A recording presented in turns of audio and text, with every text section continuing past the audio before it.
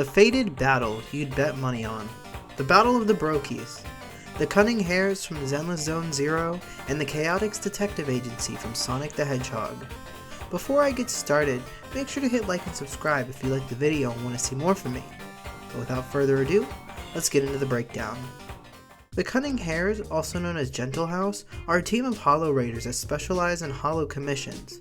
They consist of Billy Kid, an intelligent construct who has an obsession with the Starlight Knights. Nicole Demara, the leader and creator of the Cunning Hares. Anby Demara, an ex-captain of the Elite Silver Squad, now given a new home. And lastly, Nekomata, aka Nekomata, a cat Thyron and ex-member of the Red Fang Gang.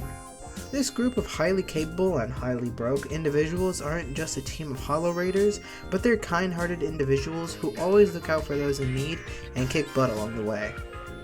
While this team is highly capable together, let's also break down each member individually to gauge how truly strong this team is. As an intelligent construct, Billy is incredibly capable in combat, as he was a member of the Sons of Caledon for many years before leaving to join the Cunning Hares. He's credited with being the champion of the Outer Ring fighting tournament before stepping down voluntarily. It's also important to say that while he's a very skilled marksman with his dual pistols, he's even more dangerous with his fists, as fans like to joke that he nerfed himself on purpose. Adding on to the tournament feat, in Lighter's agent story, he fights a small army of Hollow Raiders all by himself, easily taking on all of them in a matter of minutes. Billy's said to be relative to Lighter due to Lighter being the current Outer Ring champion, so we can assume he's on par with Lighter at least. His physical strength is not to scoff at either, because in a trust event with the leader of the Sons of Caledon, Caesar King, a spare arm from Billy was used as a prosthetic arm for her as a child, able to clear out rubble from a landslide with ease. He's also able to survive falling off a cliff with the proxy into a hollow and taking minimal injuries. Most notably, he, as well as Anby and Nicole, were able to fight a massive ethereal known as the Dead End Butcher, who was able to put out a minimum of 1,000 tons of force. While he can be a little carefree, it's really a non-issue due to being highly experienced in combat. He's also very perceptive due to being highly skilled and also being an intelligent construct. He, as well as Anby, were able to clock the reactions from Hollow Section 6, a team of highly skilled operatives who specialize in Hollow disasters, whose chief, Hoshimi Miyabi, is able to fight at near light speed and has the reaction time to match. He's also equipped with his Starlight engine, a W engine that amps his attack strength as well as his other stats. So whenever there is danger, never fear because the Starlight Knights are here! As once captain of the Silver Squad, an elite strike force used for specific combat scenarios, Anby is highly skilled and capable on the battlefield, both solo and as a team. Her experience in the Silver Squad makes her a formidable opponent in combat, as she's very quick on her feet despite the clunky energy pack on her back. She also has enhanced senses and is able to track Hollow Section 6's movements with Billy. In her agent story, she was tasked with finding and taking down two of her fellow Silver Squad members alongside Soldier 11. These fellow Silver Squad members, Twiggy and a fellow unnamed Anby clone, are both relative to her in terms of combat skill and experience.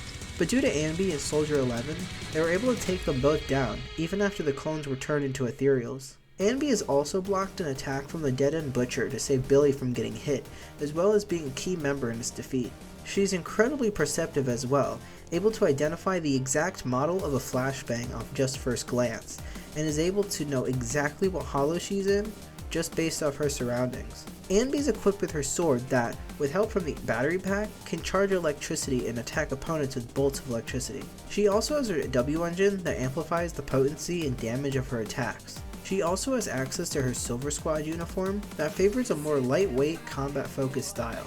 In this outfit, she uses two blades instead of her normal sword. These swords can also charge electricity, and are also much faster than her original sword. However, if any of the members of the Silver Squad take life-threatening damage, they're programmed to lose all memories except their combat training. However, this is mostly just shown with Soldier 11, as there's no proof that Anby has the same condition as well. The Burger Queen herself might be formidable, but her love of burgers conquers all. As the leader, creator, and financial advisor of the Cunning Hares, or Gentle House, Nicole may not be adept in fighting as someone like Anby, but she is not to be messed with. She once slapped Billy so hard that even he felt it, but she was completely fine. She has years of experience in hollow rating and commissions, as well as being an excellent leader. In a recent joke post from the Triple Z Twitter account making fun of the Kit Kat incident, the Cunning Hares responded saying that, quote, "We never engage in nor bother with low skill theft."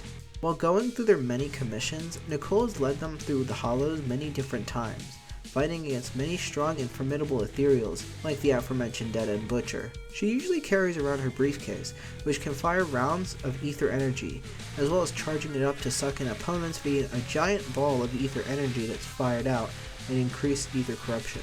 Ether corruption is extremely potent, as if not treated immediately, the victim can be corrupted in a matter of hours, to as little as minutes, depending on how strong their ether resilience is.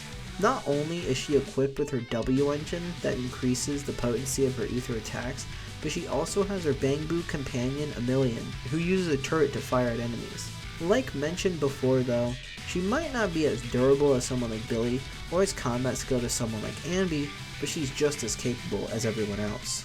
The salmon-loving, once member of the Red Fang gang, Nekomata is easily the stealthiest and trickiest on the team. Growing up in the Red Fang gang, Nekomata attained great skill in stealth as well as many other sneaky tactics.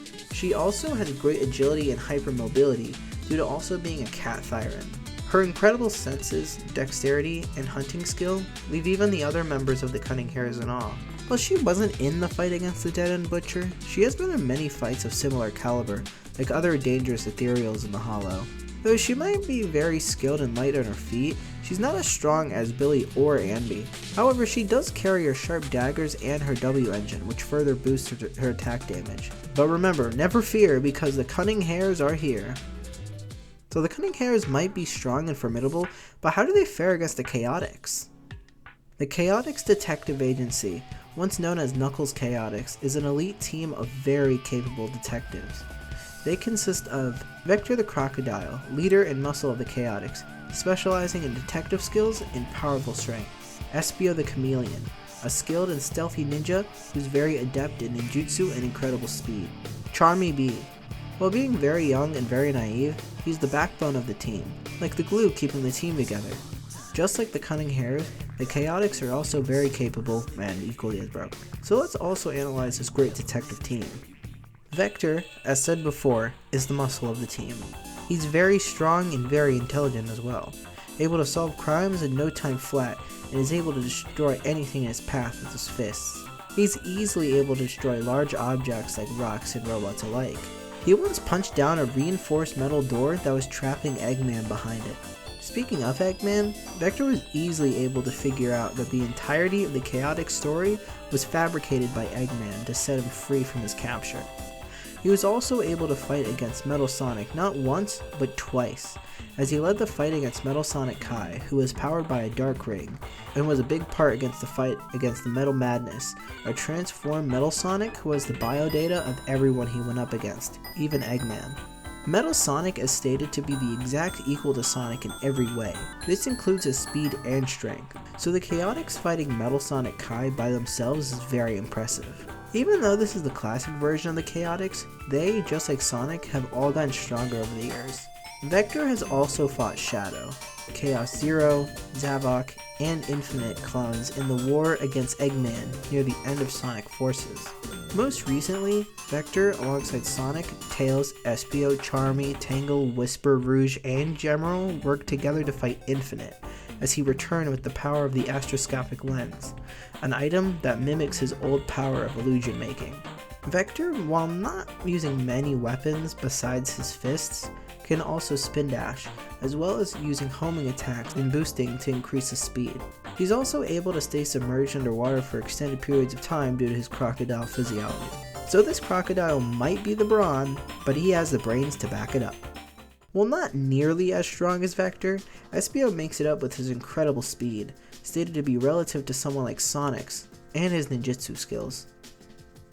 Espio's speed, as said before, is relative to Sonic's, as he's able to move at speeds possibly faster than light, as he's very skilled in ninjutsu, have a ninja art of stealth, as well as being able to turn invisible because of his ninjutsu technique Leaf Swirl. He's also able to spin dash and can boost as well. He has a stacked arsenal, as he has a kunai blade, smoke bombs, and shurikens. He was also able to fight Team Dark with the rest of the Chaotix. This places him relatively to a post-SI2 shadow, as he was able to fight the Bio-Lizard by himself before having to turn super with Sonic to defeat him. This also places the Chaotix relative to Knuckles, as he's able to smash the Master Emerald into pieces. Of course, they worked with him on multiple occasions as well. I should also mention that he's fought against Sonic in Sonic Generations, a Sonic who's easily taken down the city-destroying Perfect Chaos in his base form, as well as the many different powerful past enemies. Espio is also incredibly intelligent, as he's stated to know over 17 different languages, and is able to memorize entire books in seconds. He may be very skilled and very smart as well, but Espio has gotten snuck up on multiple times, even camouflaged in the recent Chaotix case files. With that, Espio's ninja power is truly unmatched. Charmy might be the youngest and most inexperienced of the group, but he isn't a slouch. He can fly at quick speeds, as well as being able to carry Vector and Espio at the same time. Charmy is smarter than you think, as he's able to steer the Chaotix copter with the help of Gemerald. When the Chaotix rescued Eggman at the end of their story, Charmy stung Eggman multiple times, as he can use his stinger indefinitely. He's also aided in the fight with the Clone Army, Metal Sonic High, Metal Madness, as well as Infinite's Return.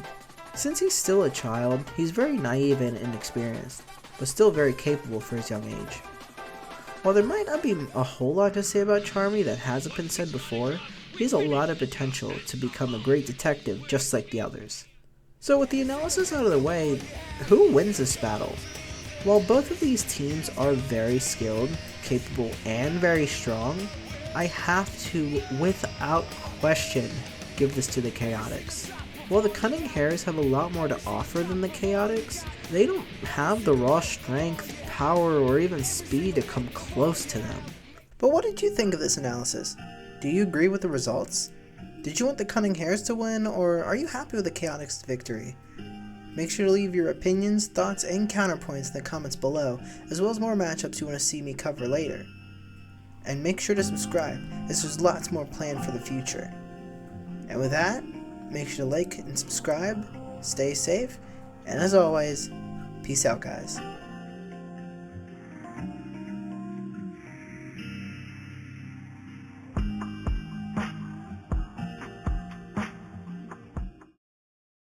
Okay. After 20 plus hours, 3 attempts on recording, and God, 2 different crashes, it's finally done. Guys, please subscribe.